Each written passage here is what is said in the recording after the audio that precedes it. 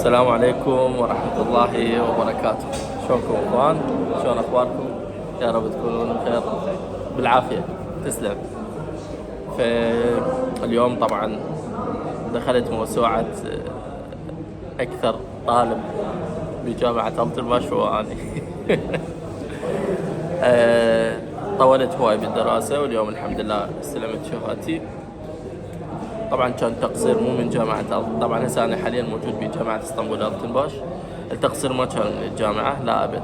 التقصير هو كان من عندي يعني، ملتهي أهل وعائلة وشغل وطلاب، أحل مشاكل الطلاب وما أحل مشكلتي يعني عادي. هاي الحمد لله هي مو مشاكل ولا أكو مشكلة، بس ولكن إنه أنا أكو تأخير هو صار من عندي. الحمد لله اليوم أنا استلمت هذه الشهادة مالتي من جامعة ألتنباش.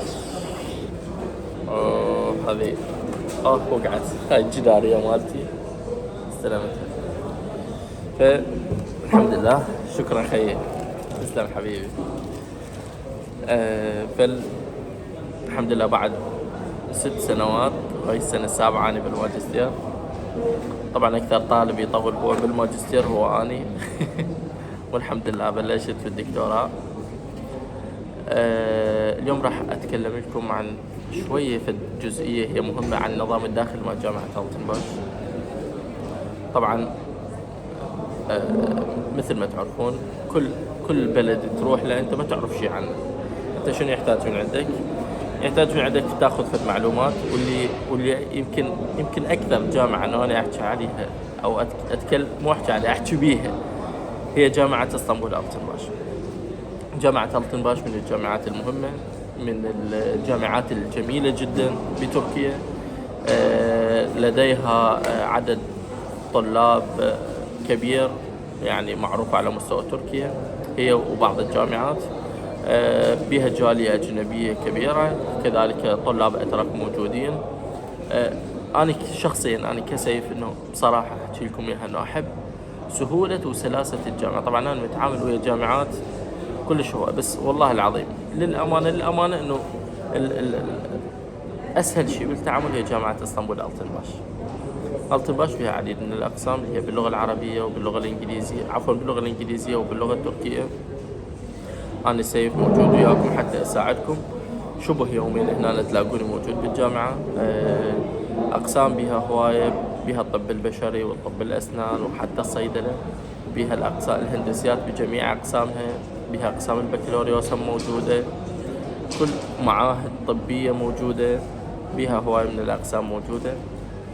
أكو رغبة من الطلاب العرب بالإقبال عليها. أنا تلاقوني هنا أنا جاهز حتى أساعدكم. بها أكثر من بناية، يعني مثلا على سبيل المثال الأقسام الطبية لهم بناية خاصة ولهم مستشفى خاصة بهم. تدريبهم وتطوير الأقسام الطبية على مستوى عالي جدا. يطلع عندك طالب الطبية دكتور صحيح يخدم الناس أو يخدم أهله ويخدم المجتمع مالته بصورة صحيحة. كذلك الأقسام الإنسانية لهم بناية ثانية. الأقسام الطبية موجودين ببككوي، الأقسام الإنسانية موجودين بقايرة تبة، الأقسام الهندسية موجودين هنا بمنطقة بغجلار بمحمود بيه. هنا اللي ما يميز الجامعة هو شغلات بيها. على سبيل المثال مثلا الأكل هنا هو مدعوم من الجامعة، بالإضافة إلى أنه مواصلات الجامعة هي مجانية. يعني مثلا عندك الجامعة، مثلا أنت بيتك على سبيل المثال بمنطقة بشك شهير، أنت بعدك جديد وما تعرف شلون تروح وشلون توصل للجامعة وشلون تحكي وياهم. هذا الطالب أول ما يفكر إنه يجي يدرس برا يقول لك أنا شلون جاي أحكي ويا الجامعة، وين أندل للجامعة، شنو السهل اللي راح يسهل لي حتى أجي هنا. يقول لك أنا أروح لدولة عربية.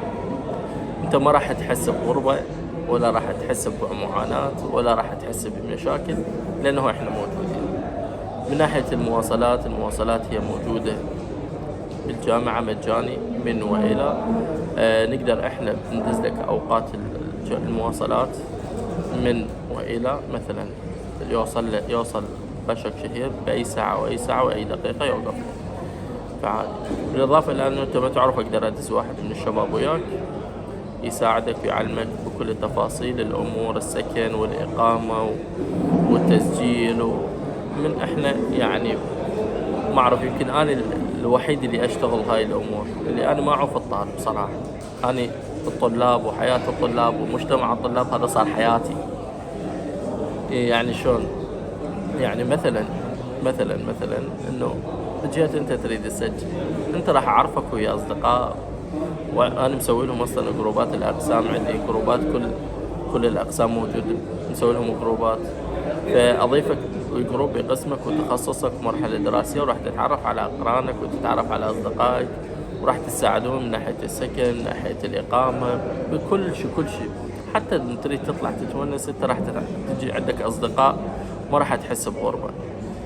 يعني أذكر أنا سابقا إنه إحنا من كنا نيجي للجامعات، يعني هسه إحنا موفرين نحكي لكم عن الجامعات ونتكلم لكم عن النظام الداخلي للجامعة، ما تحس بمشكلة ولا تواجه صعوبة ولا أي شيء. سابقا يعني هذه الأمور ما كانت موجودة. ترى أنتوا لو تعرفون كطلاب قبلنا كانوا يجون للجامعة ما يعرف بس موجود بهاي الجامعة، ولا يعرف يحكي إنجليزي ولا تركي. فتحنا الطريق ومهدنا الطريق وسهلنا كل شيء لكم أنتوا تحتاجونه، والحمد لله أنا موجود هنا يوميا أساعد الطلاب، ويوميا أنه أنا أساعدكم وأحل مشاكلكم. لا سامح الله يبعدكم عن المشاكل، وراح أبقى لكم أخ وصديق لكم وأدعمكم بأي شيء تحتاجونه. أنا دائما أوجه الطلاب وأنصح الطلاب أن يتوجهون لجامعة ألتنباش. بقية الجامعات مو بغضا بيهم ولا انتقاصا من عندهم، ولكن جامعة ألتنباش تعتبر من الجامعات المهمة، هي وكم جامعة. ما راح أحكي عن الجامعات الجميلة الأخرى، ولكن لأنه هذا الفيديو هو مخصص لجامعة ألتنباش. تختلط بمجتمع، أنت راح تجي لجامعة ألتنباش راح تغير حياتك، راح تختلط بناس جدد، راح تتعرف على أصدقاء، مجتمع غير مجتمع، ناس ثقافتها غير ثقافتك، ناس حكيها غير حكيك، ناس فكرها غير فكرك. ممكن تتكلم وياهم وتتعرف عليهم وتتبادلون الثقافة وتتبادلون الأفكار، وكل هذا يصب بمصلحة تطوير الذات. يعني بالتالي أنت راح تكون إنسان ناجح وإنسان واصل بالمجتمع. هذا راح ينعكس إيجابا على بلدك. أنت راح تخدم وتساعد بلدك، وتخدم وتساعد أخوانك وأهلك وأصدقائك وأقربائك ومنطقتك. هذه كلها السفر كل هذا السفر هو راح يضيف لك هواي أمور. طبعا أنا دائما أتكلم ارتجالي، مو أتكلم على إنه أنا أكتب أسوي سكريبت وبعدين أكتب، لا بالعكس. أنا من أكتب إنه من أحكي كلام من كل قلبي بصراحة. فإذا أنت عندك رغبة بالدراسة بتركيا أو بجامعة ألتنباش، إنه أنا جاهز حتى أساعدك أنا والفريق مالتي. وأنا أنصح أي واحد بالعراق أو بأي دولة عربية هو قاعد بها، أتمنى إنه هو يغير. صدقوني تغيير بالعكس راح يضيف لك، ما راح يقلل من عندك.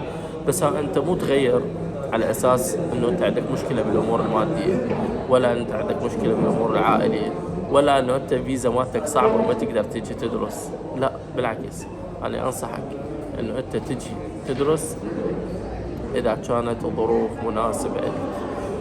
يعني هي ما راح تكون ظروف وردية أو حياة وردية من راح تجي، أكيد أكو معوقات، بس إنه أنت إن شاء الله قدها. وأنا أحب الواحد الجريء، وملي نفسك طاقة ومهد الطريق اللي أنت تريد تروح له، وتوكل على رب العالمين، وأنا جاهز حتى أساعدك. إذا كان عندك سؤال أو إذا كان عندك استفسار عن الدراسة بتركيا، عن جميع الجامعات أو جميع التخصصات، أنا وقتي كله إلك حتى أنا أساعدكم. كل الأسئلة أنا أجاوب عليها. للأسف بعض الاتصالات أو أغلب الاتصالات ما أقدر أرد عليها، ولكن اكتب لي إذا عندك موضوع مهم أنا أتصل بحضرتك. أتمنى لكم يا رب كل التوفيق. شاركوا هذا الفيديو حتى يوصل، يعني تكون أنت السبب أو جزء من تغيير حياة ناس أو أشخاص يطورون من نفسهم ويطورون من عائلتهم ويطورون من بلدهم. صدقوني مو غلط واحد يطلع، بس أكرر مو على سبيل مصلحتك، مو على سبيل مصلحتك المادية ولا على سبيل مصلحتك العائلية والاجتماعية. يعني مو أنت متزوج وتعوز زوجتك وتجي، ولا أنه أنت عندك مشكلة مادية وتضغط على أهلك تأخذ منهم فلوس وحتى تجي تدرس. لا، أنا جاي أتكلم على الناس المتمكنين ماديا اللي حابين يجون يغيرون حياتهم ويطورون من نفسهم ويخدمون أهلهم وأقربائهم وبلدهم. تحياتي لكم، والتقي بكم على خير وبركة. مع السلامة.